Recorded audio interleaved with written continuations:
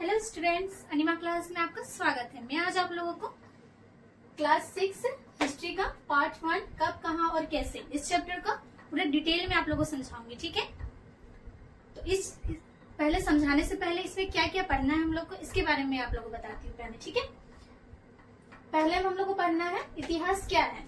इतिहास क्या है, इतिहास के बारे में जानेंगे कि इतिहास का मीनिंग क्या है। ठीक है, दूसरा है इतिहास हमें क्यों पढ़ना चाहिए। इसमें हम लोग जानेंगे कि इतिहास पढ़ने के क्या क्या रीजंस हैं, किन किन कारकों के पीछे हम लोग को इतिहास पढ़ना चाहिए। तीसरा है प्राक इतिहास तथा इतिहास। प्राक इतिहास और इतिहास के बीच, दोनों के बीच डिफरेंस को मैं आप लोगों को आज बताऊंगी। ठीक है, पूरा अच्छे से। चौथा पॉइंट है समय रूपरेखा। समय रूपरेखा के हिसाब से इतिहास को 2 वर्गों में बांटा गया है। ठीक है, उसके बारे में बताऊंगी, ईसा पूर्व और ईसा मसीह के बारे में। ठीक है, ईसवी सन के बारे में। पांचवा है भौगोलिक रूपरेखा। भौगोलिक रूपरेखा के हिसाब से यानी भौगोलिक स्थिति के हिसाब से इतिहास को बताऊंगी आज मैं। छठा है प्राचीन भारतीय इतिहास की स्रोत सामग्री। प्राचीन भारतीय इतिहास की स्रोत सामग्री, इसमें आप लोगों को मैं आज बतलाऊंगी कि इसमें कितने सारे साहित्यिक स्रोत है, धार्मिक स्रोत है, इन सब चीजों के बारे में, पुरातात्विक, ये सब सारे चीज के बारे में आप लोग बताऊंगी। ठीक है, लास्ट पॉइंट है पुरातात्विक खोजें। लास्ट में हम लोग को पढ़ना है कि पुरातात्विक खोजे में क्या क्या खोज हुआ था। जैसे कुछ कुछ सिक्कों का इसमें खोज हुआ था, स्मारक के रूप में भी मिला था, इन सभी चीजों के बारे में। ठीक है,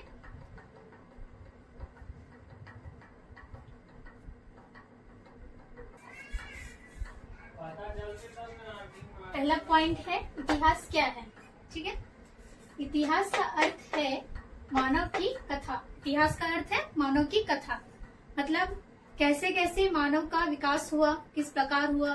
ठीक है, कैसे कैसे, सबसे पहले तो आप लोगों को पता होगा कि मानव सबसे पहले एक बंदर के रूप में था। ठीक है, तो वो कैसे कैसे इंसान के रूप में आया। इतिहास हमें इन सभी चीजों के बारे में बताता है। ठीक है, दूसरा पॉइंट है इतिहास का अध्ययन करने वाले विद्वान इतिहासज्ञ कहलाते हैं। ठीक है, इतिहास का अध्ययन करने वाले लोग इतिहासज्ञ कहलाते हैं। दूसरा पॉइंट है इतिहास हमें क्यों पढ़ना चाहिए। इतिहास पढ़ने के पीछे क्या क्या रीजंस है, इसके अनेक कारण हैं। प्रथम, इतिहास हमें महापुरुषों के जीवन तथा उसके कार्यों के बारे में बताता है। इतिहास में महापुरुष जो लोग थे, उन लोगों के जीवन के बारे में बताता है, उन्होंने क्या क्या महान कार्य किए, इन सभी चीजों के बारे में बताता है। उनमें से कुछ महान उपदेशक तथा संत थे, जैसे में होगा गौतम बुद्ध, महावीर, गुरु नानक और कबीर आदि। ठीक है, दूसरा कारण है इतिहास हमें बताता है कि भाषाओं का विकास कैसे हुआ। इतिहास हमें कैसे बताता है कि भाषाओं का विकास कैसे हुआ। जैसे पहले के जो मनुष्य थे, उन लोगों को तो बोलने नहीं आता था, फिर धीरे धीरे ना उन लोगों ने बोलने के लिए सीखा। तो इतिहास ये चीज के बारे में भी बताता है कि भाषाओं का विकास कैसे हुआ। इसमें हमें बीते हुए युग में लोगों के खान पान, वस्त्रों, आभूषणों के बारे में जानकारी मिलती है। इसमें बीते हुए युग के बारे में, यानी पहले कौन सा युग था, अभी तो कलयुग चल रहा है ना, पहले के युग के बारे में बताता है, और वहाँ के आभूषणों के बारे में भी बताता है। वस्त्र, आभूषण यानी जो ज्वेलरी वगैरह है, सारा कुछ के बारे में। ठीक है, तीसरा कारण है पढ़ने के पीछे, अतीत को जाने बिना हम अपने वर्तमान जीवन को नहीं समझ सकते। अतीत को जाने बिना यानी पहले की बात को जाने बिना अभी के बारे में नहीं जान सकते हैं।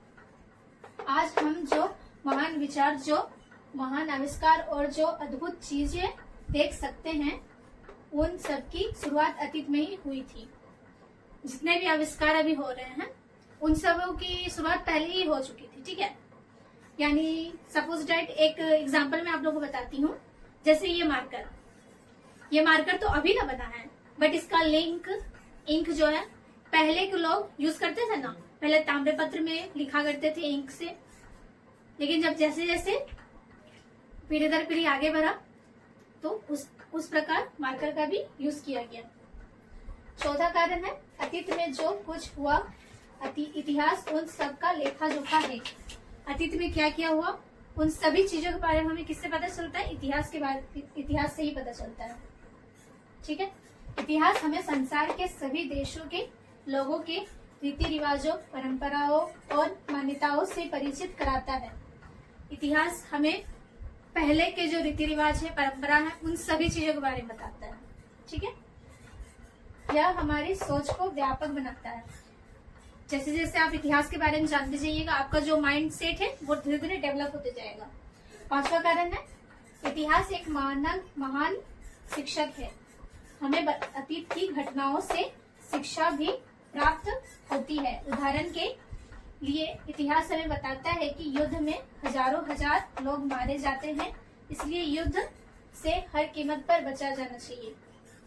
ठीक है, इतिहास में हम लोग युद्ध के बारे में भी पढ़ते हैं कि क्या कौन से युद्ध हुए और उनसे कैसे बचना चाहिए। इस सब सारे चीजों के बारे में इतिहास हमें बताता है। युद्ध करने से किसी का भी कभी भला नहीं हुआ है, इसलिए इतिहास हमें बताता है कि युद्ध से हमेशा बचे रहना चाहिए। ठीक है, तो इसको आप लोग नोट डाउन कर सकते हैं। ठीक है, संपूर्ण इतिहास, ठीक है, पूरा हिस्ट्री के बारे में। पूरा हिस्ट्री मतलब पूरा इतिहास 2 वर्गों में विभाजित किया गया है। पहला है प्राक इतिहास। प्राक इतिहास किसे कहते हैं? वह काल है जिसके बारे में कोई लिखित जानकारी नहीं होती। प्राक इतिहास उसे कहा जाता है जिसके बारे में कोई लिखित जानकारी नहीं मिलती कहीं पे भी, किसी प्रकार से। ठीक है, दूसरा है इतिहास। इतिहास किसे कहते हैं? वह काल जिसके बारे में लिखित प्रमाण उपलब्ध है। इतिहास के बारे में हम लोग को सारा कुछ लिखित रूप से जानकारी मिलती है।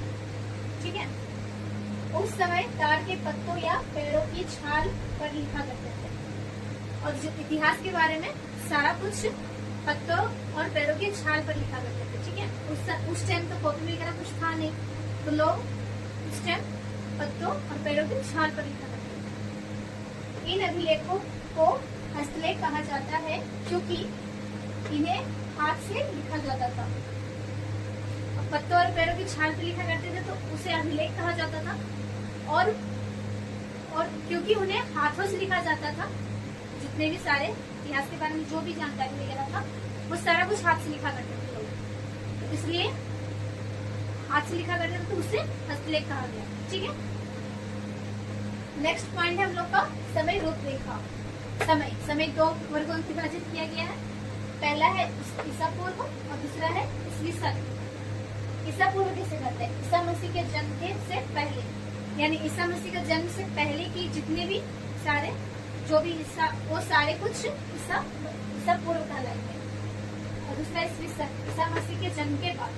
ईसा मसीह के जन्म के बाद जो भी ईसवी, जैसे मैं आप लोगों को अच्छे से समझाती हूँ। ठीक है, जैसे ये एक हम लोग का समय रूपरेखा है। ठीक है, सपोज दैट यहाँ पे ईसा मसीह का जन्म है। ठीक है,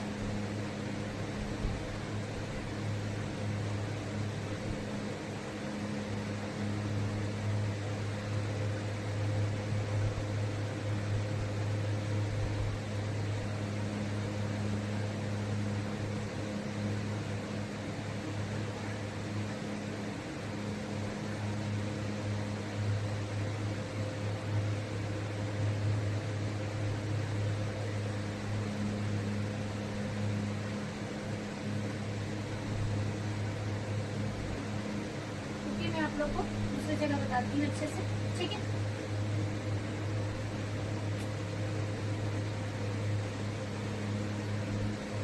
जैसे ये किताब है जिसमें यहाँ जन्म, ठीक है, ईसा मसीह का, ये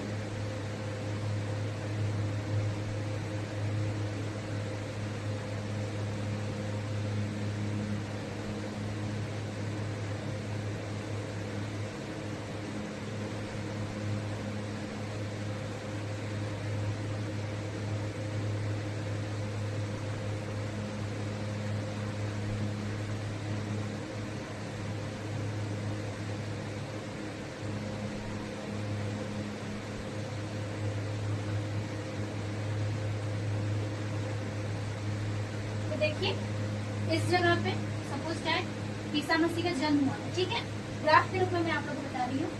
तो ईसा मसीह के जन्म से पहले ग्राफ पीछे की ओर जा रहा है, यानी जन्म से पहले, चाहे वो 1000 हो, 2000 हो, 3000 यानी वो सारी चीजों को लोग ईसा पूर्व के नाम से जानेंगे। क्या नाम से जानेंगे? ईसा पूर्व के नाम से, ठीक है। और फिर जन्म के बाद जितने भी ग्राफ जन्म के बाद से जा रहे हैं उन सारे, जैसे 1000, 2000, 3000, जन्म के बाद से पहला काउंटिंग उनका स्टार्ट होगा, यानी 1 ईस्वी, 2 ईस्वी, 3 ईस्वी, इस टाइप का, ठीक है। तो उन लोग को ईस्वी सन कहेंगे, ठीक है। तो आप लोगों की ईस्वी, ईसा पूर्व, ईस्वी सन के बारे में अच्छे से बता दी हूँ मैं आप लोगों को आज, ठीक है। चाहते हैं तो नोट कर लीजिए।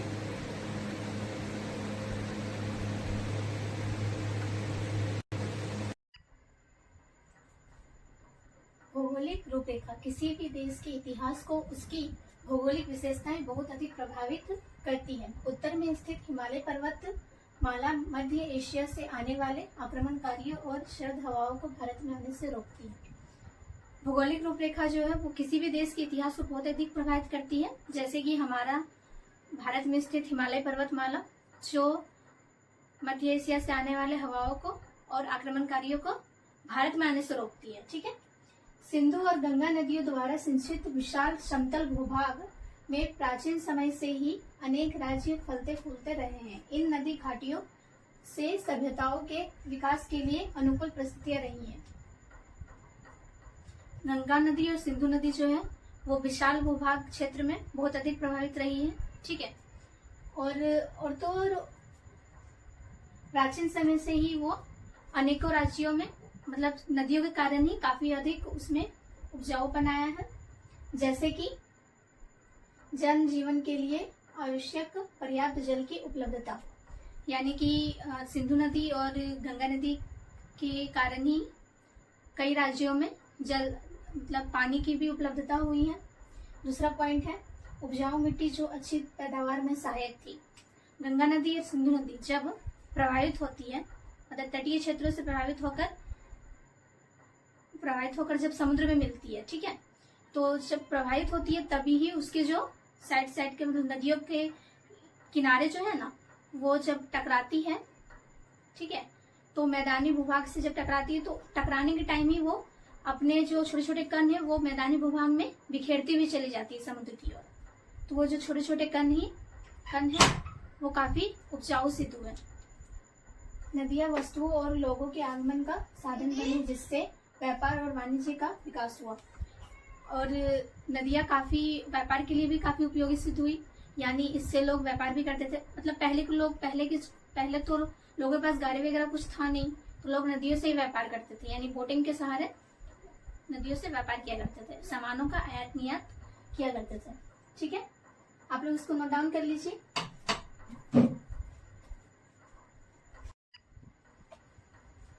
हमारे देश का नाम भारत अथवा इंडिया कैसे पड़ा, ठीक है। तो इंडिया कैसे पड़ा?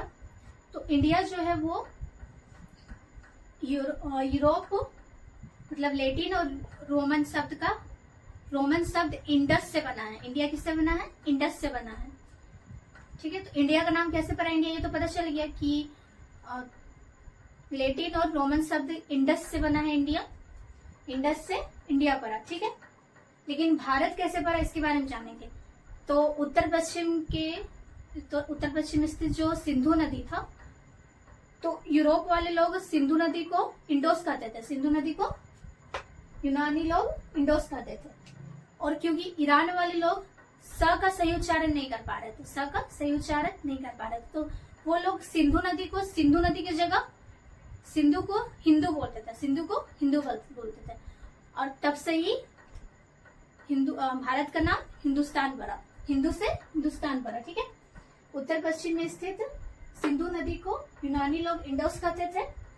और क्योंकि ईरान वाले लोग स का सही उच्चारण नहीं कर पा रहे थे, तो स की जगह, मतलब सिंधु की जगह वो लोग हिंदू कहने लगे, और तब से हिंदू से हिंदुस्तान नाम पड़ा, हमारा भारत देश का नाम हिंदुस्तान पड़ा। विष्णु पुराण में कहा गया है कि महासागर के उत्तर में और हिमालय पर्वत के दक्षिण में स्थित यह देश भारतवर्ष है, जहाँ भरत की संतति निवास करती है, अतः भरत के नाम पर इस देश का नाम भारतवर्ष पड़ा। तो भारत का नाम भारत क्यों पड़ा? मतलब महासागर के उत्तर में हिमालय पर्वत के दक्षिण में स्थित,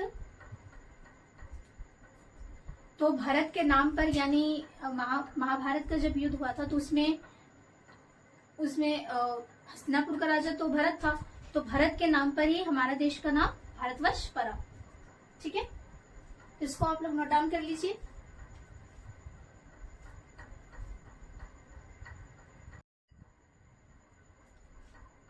भारतीय प्राचीन भारतीय इतिहास की स्रोत सामग्री। ठीक है, इतिहास के स्रोत दो होते हैं। पहला है साहित्यिक स्रोत और दूसरा है पुरातात्विक स्रोत। तो साहित्यिक स्रोत किसको कहते हैं? सभी लिखित रचना, यानी साहित्यिक स्रोत उसे कहते हैं जिसके बारे में सारी जितने भी रचना है सारे लिखित रूप में हो। ठीक है, और पुरातात्विक स्रोत किसे कहते हैं? वस्तुओं का अध्ययन। पुरातात्विक स्रोत उसे कहते हैं जिसमें वस्तुओं का अध्ययन किया जा सके, यानी वस्तुओं का अध्ययन जिसमें होता है, जैसे पहले के भवन, स्मारक, अभिलेख, ये सारे वस्तुएं। ठीक है, साहित्यिक स्रोत में हम लोग का धार्मिक साहित्य के बारे में पढ़ेंगे पहले। ठीक है, धार्मिक साहित्य में सबसे पहले हम लोग का आता है 4 वेद, ऋग्वेद, यजुर्वेद, सामवेद और अथर्ववेद, जो संस्कृत भाषा में लिखा गया है। ठीक है, उसके बाद 2 ग्रंथ आता है, रामायण और महाभारत।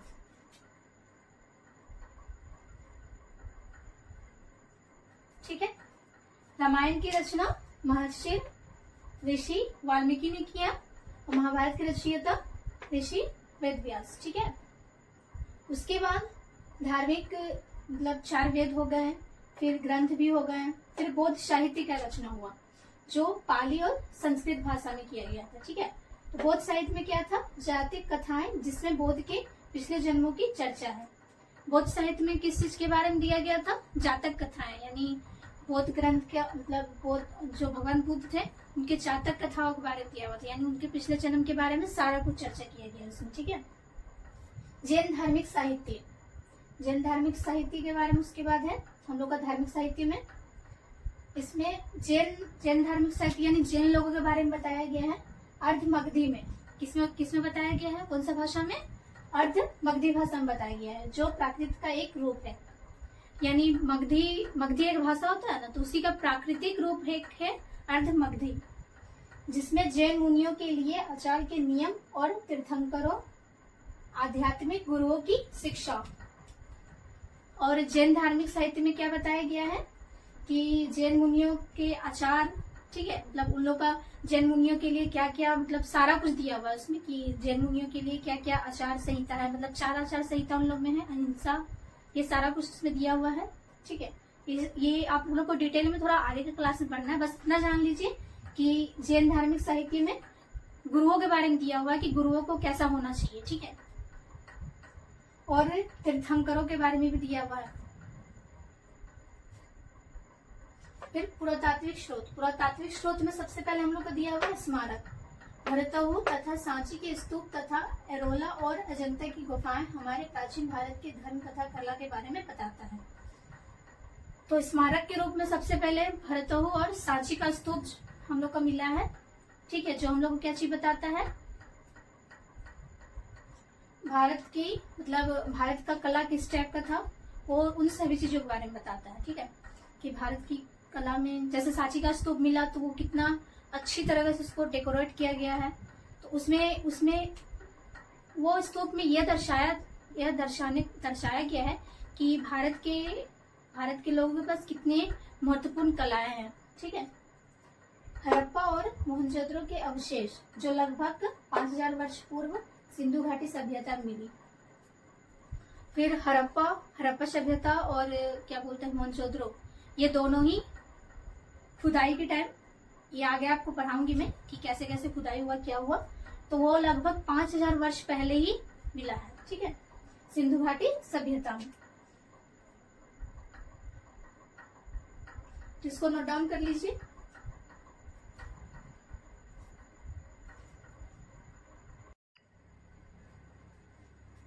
इतिहास के स्रोत में मैं आप लोगों को 2 स्रोत के बारे में बता चुकी थी। पहला था साहित्यिक स्रोत और दूसरा था पुरातात्विक स्रोत। साहित्यिक स्रोत में पहला पॉइंट जो था धार्मिक साहित्य के बारे में आप लोगों को इससे पहले बता चुकी हूँ। अब होगा लौकिक साहित्य। लौकिक साहित्य किसे कहते हैं? इसमें जीवनियां, नाटक, ऐतिहासिक रचनाएं और विदेशी यात्रियों के विवरण शामिल हैं। ठीक है।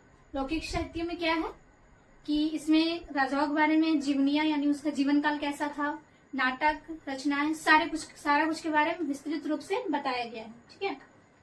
फिर है कौटिल्य अर्थशास्त्र। कौटिल्य ने अर्थशास्त्र की रचना की, जिसमें राजाओं का सामाजिक और राजनीतिक रूप विस्तृत रूप से बताया गया है। यानी कि उसमें एक राजा को सामाजिक रूप से और राजनीतिक रूप से किस तरह का होना चाहिए, उसमें विस्तृत रूप से बताया गया है। बाणभट्ट ने हर्षचरित्र लिखा। बाणभट्ट ने हर्षचरित्र लिखा, तो हर्षचरित्र में बाणभट्ट ने क्या बताया कि राजा हर्षवर्धन के बारे में बताया है। हर्षचरित्र में बाणभट्ट ने राजा हर्षवर्धन के बारे में बताया है। तमिल भाषा में संगम साहित्य का रचना किया गया, और संगम साहित्य में क्या दिया गया है कि पांड्य तथा चोल राजाओं के शासन के दौरान तमिल लोगों के जीवन तथा संस्कृति के बारे में जानकारी का महत्वपूर्ण स्रोत है। यानी जो संगम साहित्य है उसमें चोल राजाओं और पांड्य राजाओं के बारे में पूरा विस्तृत रूप से बताया गया है। ठीक है। और उनकी संस्कृति के बारे में बताया गया है। फायन 5वीं शताब्दी में भारत आया तथा हवेनसांग 7वीं शताब्दी में भारत आया। फायन जो था वो 5वीं शताब्दी में भारत आया और हवेनसांग जो है वो 7वीं शताब्दी में भारत आया। और इन दोनों का भारत आने के पीछे मकसद ये था कि यहाँ का जो भी पुरातात्विक स्रोत है या फिर और जो यहाँ की जो उपजाऊ मिट्टी के जो मतलब वस्तुएं हैं, जो उन वस्तुओं को अपने देश ले जाने के लिए आया था। ठीक है। फिर पुरातात्विक स्रोत में 2 चीजों को मैं आप लोगों को एक बता चुकी थी स्मारक के बारे में। सेकेंड है अभिलेख। पत्थर, धातु आदि पर खुदे हुए लेख को अभिलेख कहा जाता है। सबसे पुराने अभिलेख हड़प्पा के मुद्राओं पर है। सबसे पुराना अभिलेख किसमें है? हड़प्पा के मुद्राओं पर। अशोक द्वारा खुदवाए शिलालेख धार्मिक मान्यताओं का प्रकाशन है। यानी जो अशोक ने जो अभिलेख खुदवाए वो धार्मिक मान्यताओं और उनके प्रकाशन के बारे में विस्तृत रूप से बताता है। इलाहाबाद में अशोक स्तंभ उसके चरित्र और विजयों को दर्शाता है। ठीक है। इलाहाबाद में जो अशोक स्तंभ बनाया गया है वो अशोक के चरित्र के बारे में विस्तृत रूप से बताता है।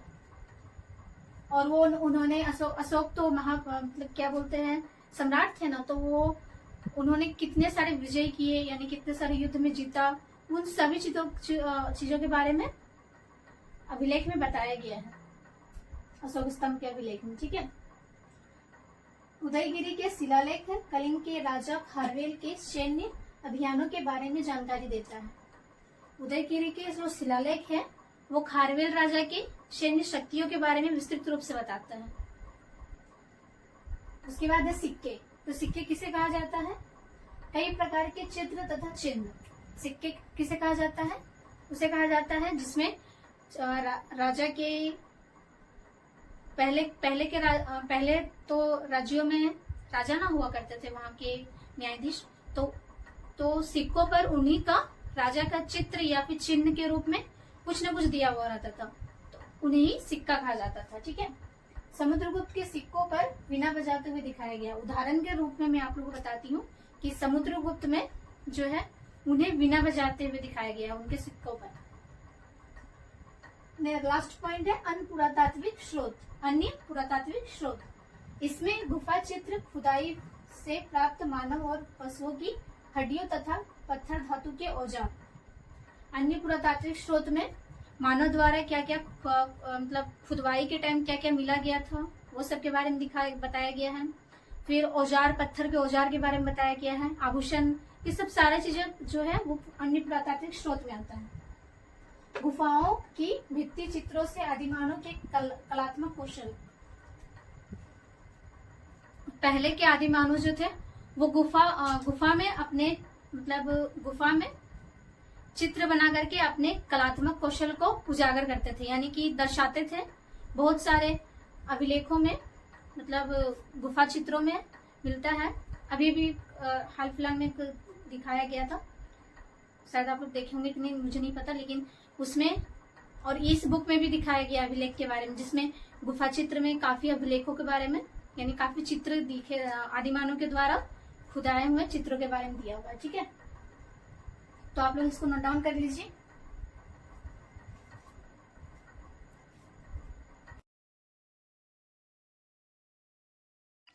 हेलो स्टूडेंट्स, अनिमा क्लासेस में आपका स्वागत है। मैं आज आप लोगों को क्लास 6 हिस्ट्री पार्ट 1 कब, कहाँ और कैसे पार्ट का सारा question answer, fill in the blanks, match in the following, सारा कुछ करवाऊंगी।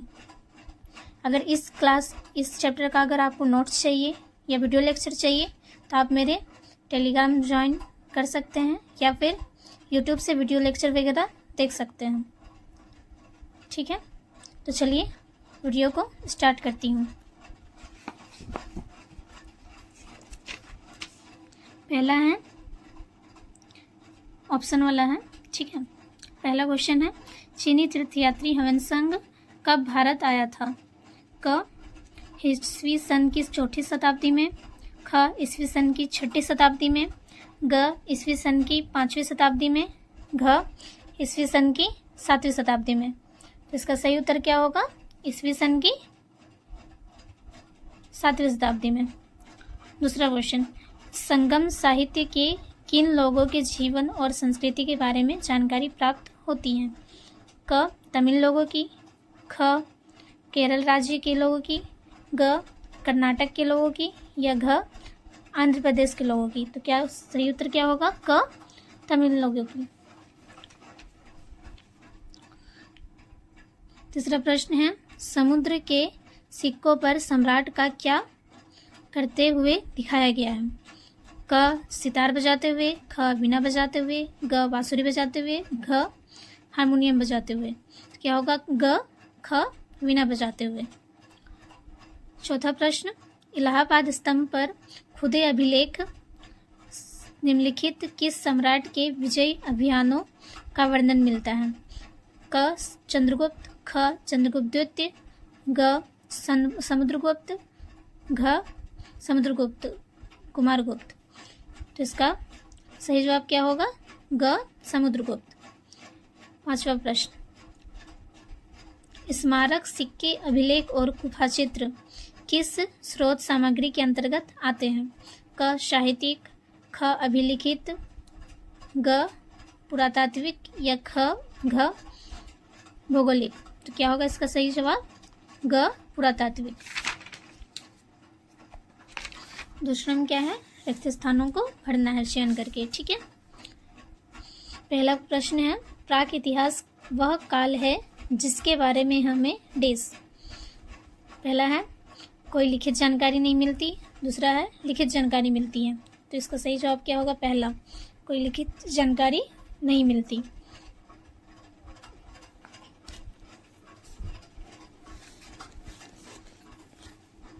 दूसरा प्रश्न, देश पर्वत ने मध्य एशियाई आक्रमणों से भारत की रक्षा की। क हिमालय, ख विंध्य। तो क्या होगा? क हिमालय। जब लिखने के लिए कागज नहीं था तब लोग डेस्क पर लिखते थे। क वृक्षों की छाल पर, ख प्लास्टिक के पन्नों पर। तो क्या होगा? क वृक्षों की छाल पर। चौथा प्रश्न, धार्मिक साहित्य को डेस्क माना जाता है। क लौकिक, ख पवित्र। क्या होगा? ख पवित्र। बौद्धों का पवित्र साहित्य डेस्क में लिखा गया था। इसमें लिखा गया था पाली और संस्कृत में। हम ईसा पूर्व का प्रयोग डेस्क की अवधि बताने के लिए करते हैं। क ईसा मसीह के जन्म के वर्ष से पहले, ख ईसा मसीह के जन्म के वर्ष के बाद। इसका सही जवाब क्या होगा? क ईसा मसीह के जन्म के पहले।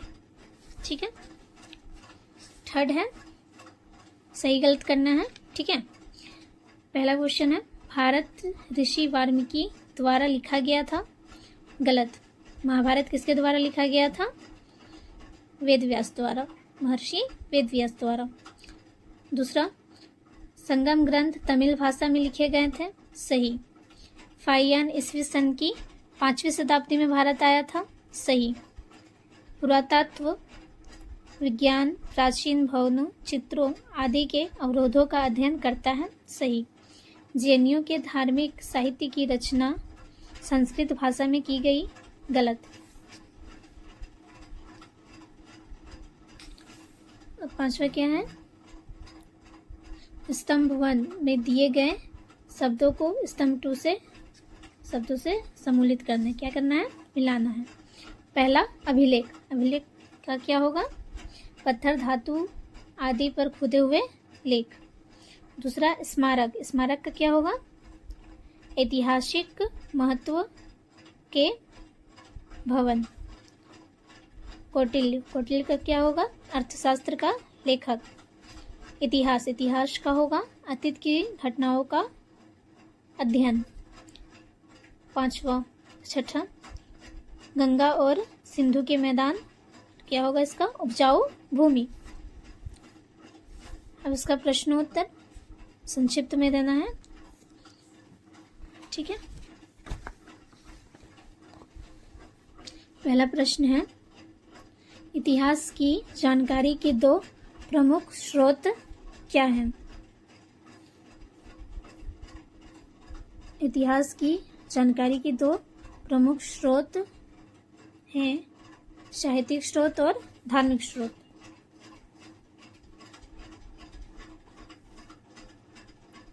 दूसरा प्रश्न है, यूनानियों ने सिंधु नदी को क्या नाम दिया? यूनानियों ने सिंधु नदी को इंडोस नाम दिया। तीसरा प्रश्न है, 4 वेदों के नाम लिखे। उत्तर क्या होगा? 4 वेदों के नाम हैं, पहला ऋग्वेद, दूसरा यजुर्वेद, तीसरा सामवेद और चौथा अथर्ववेद। चौथा प्रश्न है, 2 महाकाव्यों के नाम लिखे। उत्तर होगा 2 महाकाव्यों के नाम हैं, पहला रामायण, दूसरा महाभारत। पांचवा प्रश्न है, हर्षचरित्र का लेखक कौन था? उत्तर में क्या होगा? हर्षचरित्र का लेखक वानभट्ट था।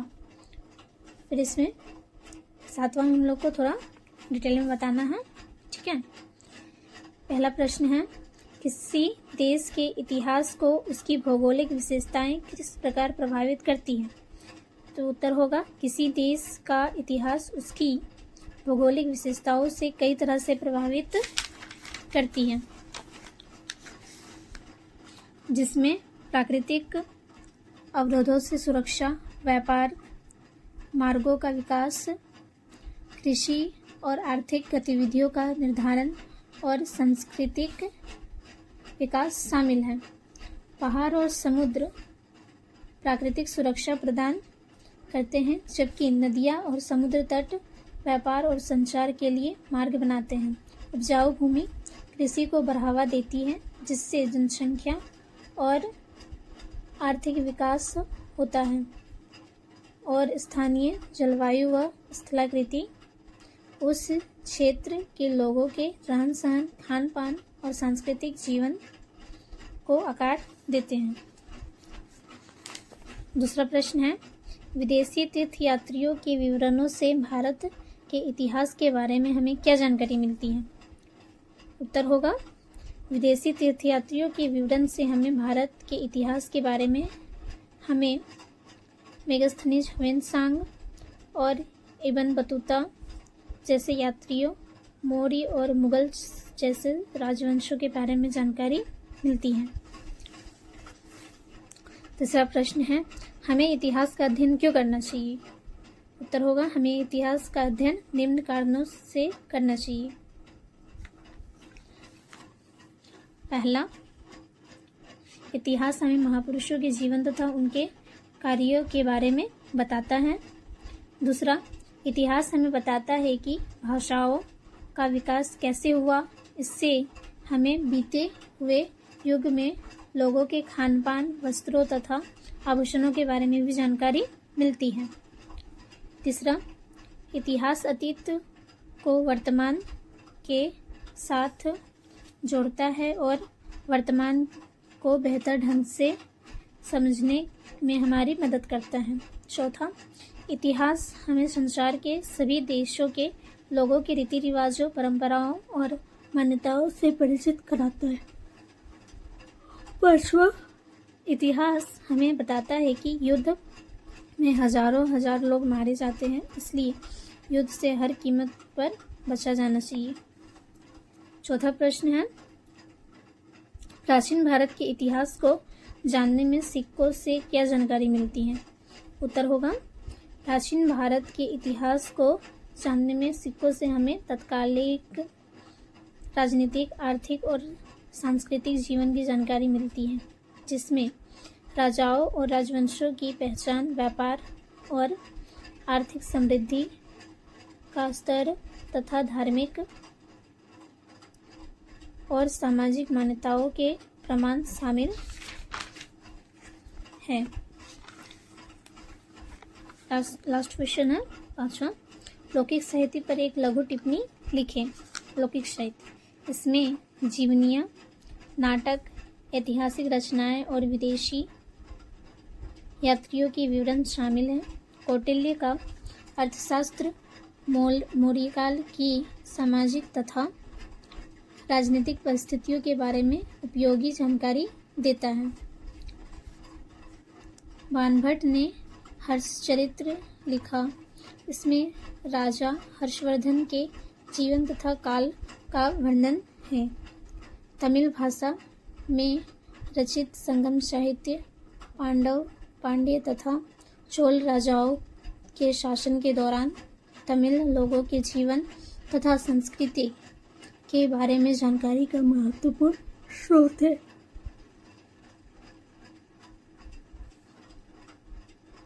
अनेक यात्री पवित्र बौद्ध स्थानों को देखने के लिए भारत आए। फाहियान 5वीं शताब्दी में भारत आया।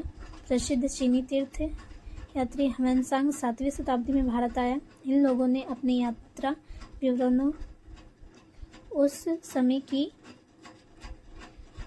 राजनीतिक, आर्थिक तथा धार्मिक परिस्थितियों पर पर्याप्त प्रकाश डाला है। ठीक है, अब लास्ट है हम लोग का बस एक, मेरी पहचान करें मैं कौन हूँ। पहला, मैं इतिहास का वह काल हूँ जिसके बारे में लिखित जानकारी नहीं मिलती। क्या होगा? प्राक इतिहास। दूसरा प्रश्न है, मैं पत्थर और धातु से बना वह पदार्थ हूँ जिस पर कुछ लिखा है। क्या होगा? अभिलेख। मैं ऐसी कथाएं हूँ जिनमें भगवान बुद्ध के पिछले जन्मों की चर्चा है। उत्तर होगा जातक कथाएं। चौथा प्रश्न है, लिखने के लिए जब कागज़ नहीं था तो लोग ताड़ के पत्तों या पेड़ों की छाल पर लिखा करते थे। ये अभिलेख क्या कहलाते थे? हस्तलेख। तो आज मैं आप लोगों को सारा प्रश्न उत्तर करवा चुकी हूँ। वीडियो अच्छा लगे तो लाइक कीजिएगा। धन्यवाद।